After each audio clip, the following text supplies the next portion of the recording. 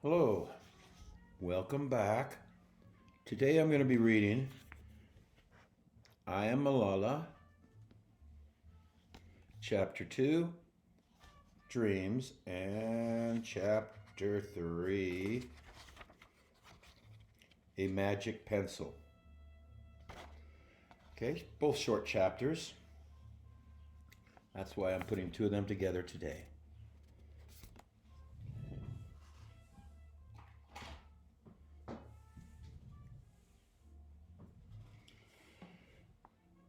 Chapter 2, Dreams. Every spring and fall during the holidays of Big Id and Small Id, my family visited one of my favorite places on earth, Shangla, the mountain village where my parents grew up. Laden with presents for our relatives, embroidered shawls, boxes of rose and pistachio sweets, and medicines they couldn't get in the village. We'd go to the Mingora bus station and see just about everybody else in town, all crowded together and waiting for the flying coach.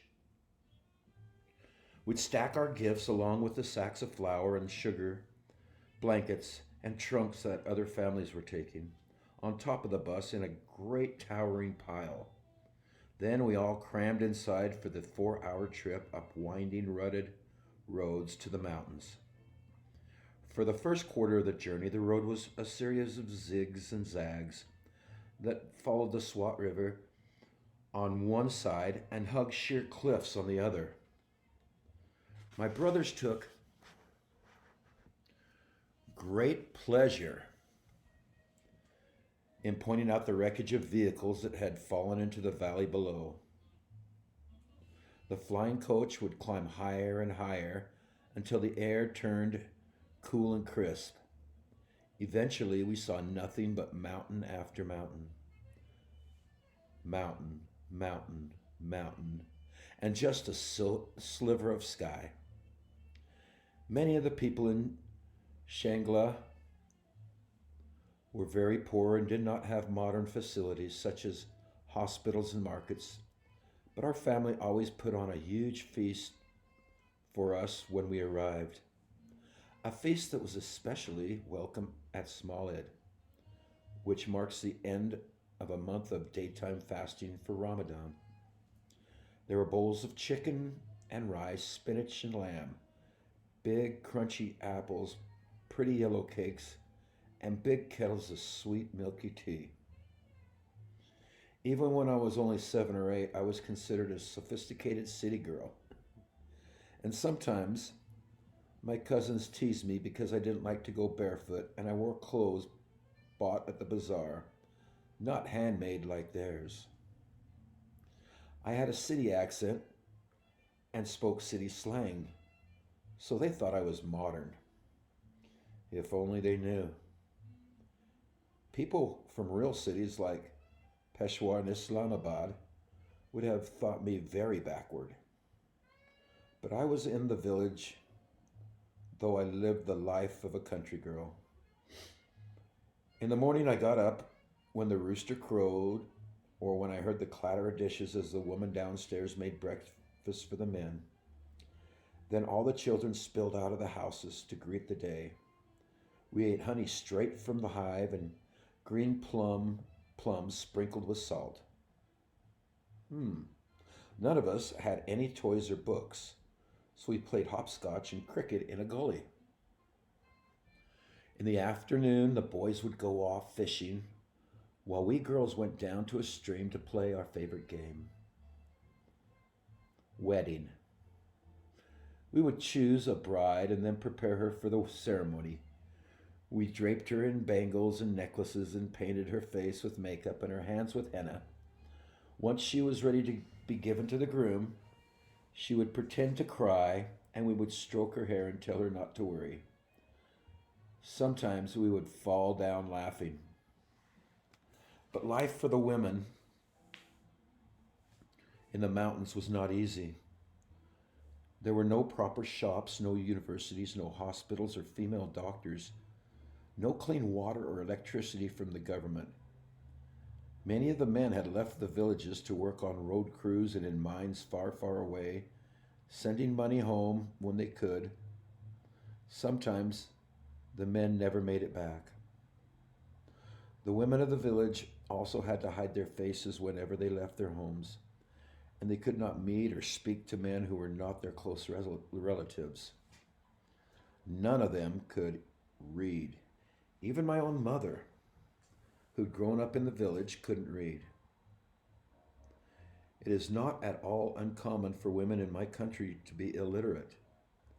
But to see my mother, a proud and intelligent woman, struggle to read the prices in the bazaar was an unspoken sadness for both of us, I think. Many of the girls in the village, including most of my own cousins, didn't go to school. Some fathers don't even think their daughters as valued members of their families because they'll be married off at a young age to live with their husband's family. Why send a daughter to school? The men would often say, she doesn't need an education to run a house.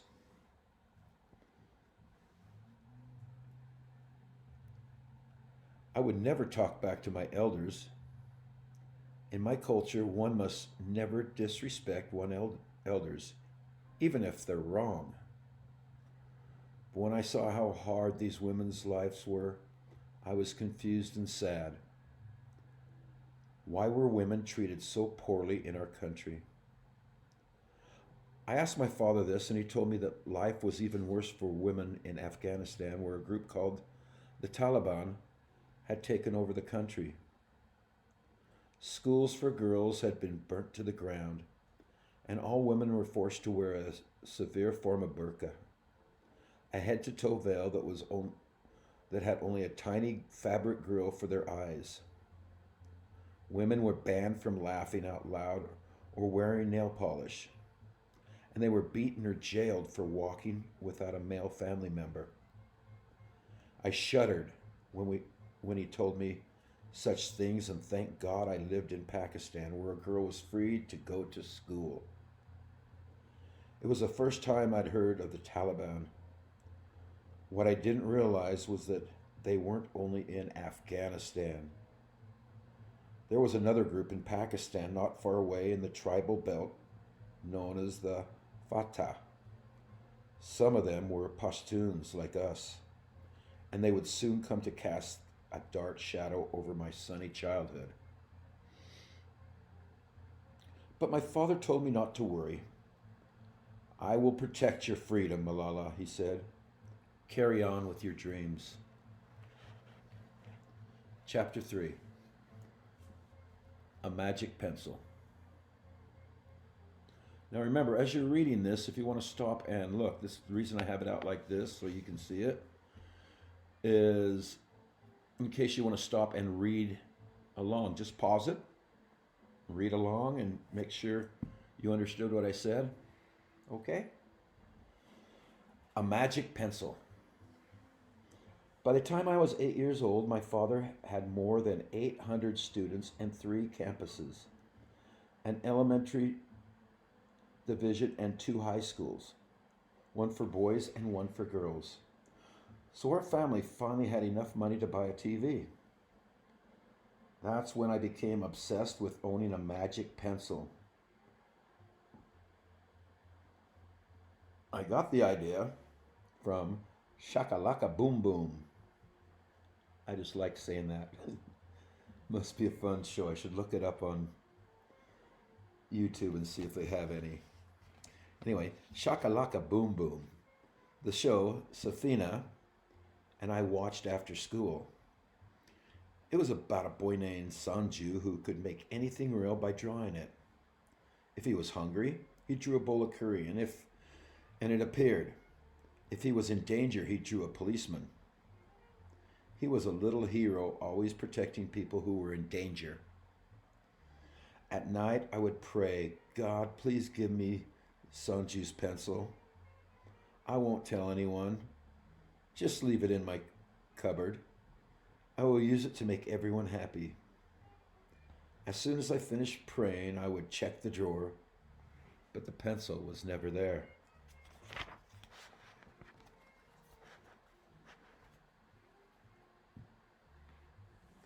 One afternoon, the boys weren't home, and my mother asked me to throw away some potato peels and eggshells. I walked to the dump just a block or so from our house, wrinkling my nose as I got close, swatting away flies and making sure I didn't step on anything in my nice shoes. If only I had Sanju's pencil, I would erase it all. The smell, the rats, the giant mountain of rotten food. As I tossed our rubbish into the heap, I saw something move. I jumped. It was a girl my age. Her hair was matted and her skin was covered in sores. She was sorting rubbish into piles, one for cans, one for bottles. Nearby, boys were fishing in the pile for metal using magnets on strings. I wanted to talk to them, but I was scared. Later that day, when my father returned home, I told him about the children at the dump and dragged him to see them. He spoke gently to the children, but they ran away. I asked him why they weren't in school. He told me that these children were supporting their families, selling whatever they found for a few rupees. If they went to school, their families would go hungry. As we walked back home, I saw tears on his cheek. I believe there is something good for every evil, that every time there's a bad person, God sends a good one.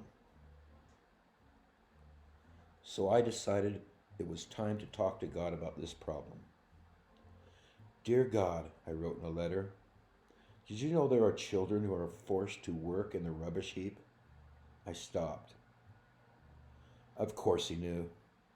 Then I realized that it was his will that I had seen them. He was showing me what my life might be like if I couldn't go to school. Until then, I had believed a magic pencil could change the world. Now I knew I would have to do something. I didn't know what it was, but I asked God for the strength and courage to make the world a better place. I signed my letter, rolled it up, tied it to a piece of wood, placed a dandelion on top, and floated it in a stream that flows into the Swat River. Surely God would find it there. As much as I wanted to help the children from the dump, my mother wanted to help everyone. She had started putting bread crust in a bowl on the kitchen windowsill. Nearby was an extra pot of rice and chicken. The bread was for the birds, the food was for a poor family in our neighborhood.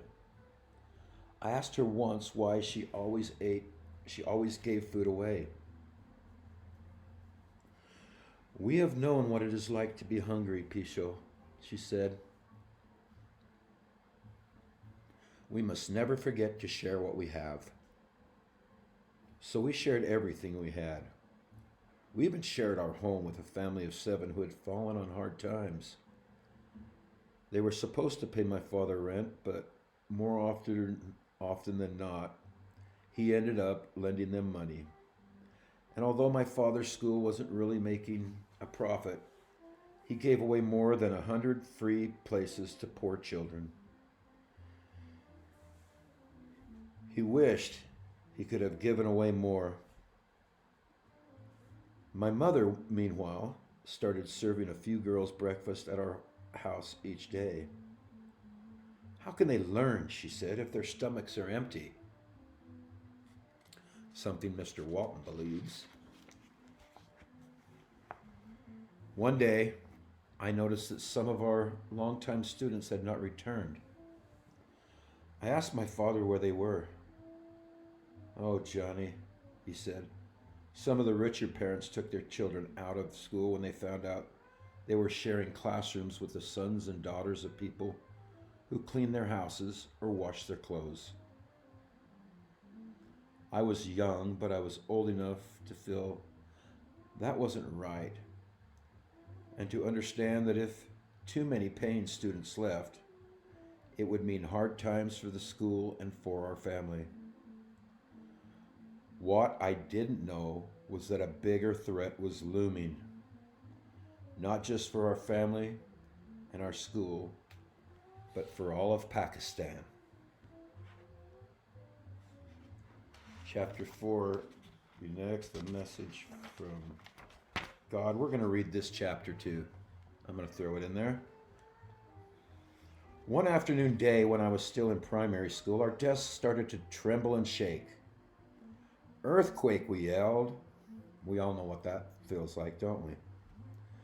We ran outside, some of us falling as we crowded through the narrow door and gathered around our teachers for safety and comfort.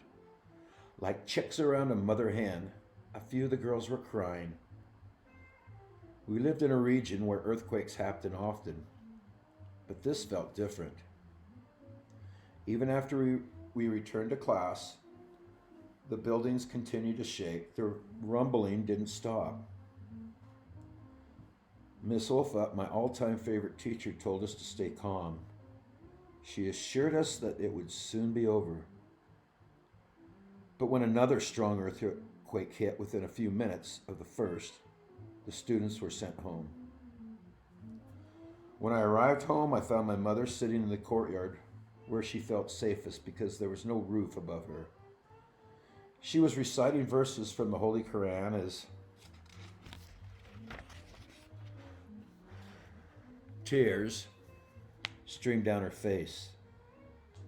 The aftershocks kept coming and continued past night. The aftershocks kept coming and continued past nightfall. And every time they did, my mother ran outside and insisted we go with her. My father told her to not upset the children, but we were already upset because the ground was shaking. The earthquake of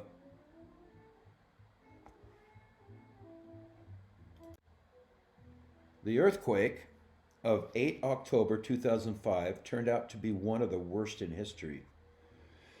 It was 7.6 on the Richter scale. I've only been through about a 6.8. I couldn't imagine a 7.6. And was felt as far away as Kabul and Delhi. Aftershocks continued for at least a month. Our city of Mingora was largely spared, but the northern areas of Pakistan, including our beloved Shanghala, were devastated. When we finally heard from our family and friends there, they said they had thought it was the end of the world. They described the roar of rocks sliding down hills and everyone running out of their houses, reciting the Holy Quran. The screams as roofs crashed down.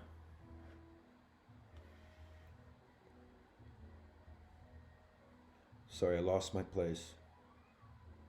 The screams as roofs crashed down on the howls of buffalo and down on the howls of buffaloes and goats.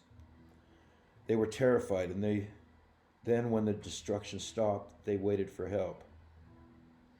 The government was slow to arrive, but help came immediately from rescue workers from a conservative religious group called Tariq-e-Nifaz es-Sharia-e-Mohammadi, TNSM, or the Movement for the Enforcement of Islamic Law, led by Sufi Muhammad and his son-in-law, Maulana Faslullah. Eventually, the government tried to help, and aid from the Americans, who had troops and helicopters nearby in Afghanistan, made it in.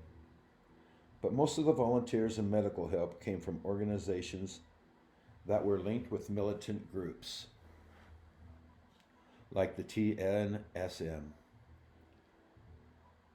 They helped clear and rebuild destroyed villages. They led prayers and buried bodies. They took in many of the 11,000 orphaned children. In our culture, orphans are usually adopted by the extended family, but The earthquake had been so bad that entire families had been wiped out or lost everything and were in no position to care for additional children. Many of the orphans went to live in fundamentalist madrasas. Mullahs from the TNSM preached that the earthquake was a warning from God. If we did not mend our ways and introduce Sharia or Islamic law, more severe punishment would come. The whole country was in shock for a long time after the earthquake. We were vulnerable, which made it that much easier for someone with bad intentions to use a nation's fear for his gain.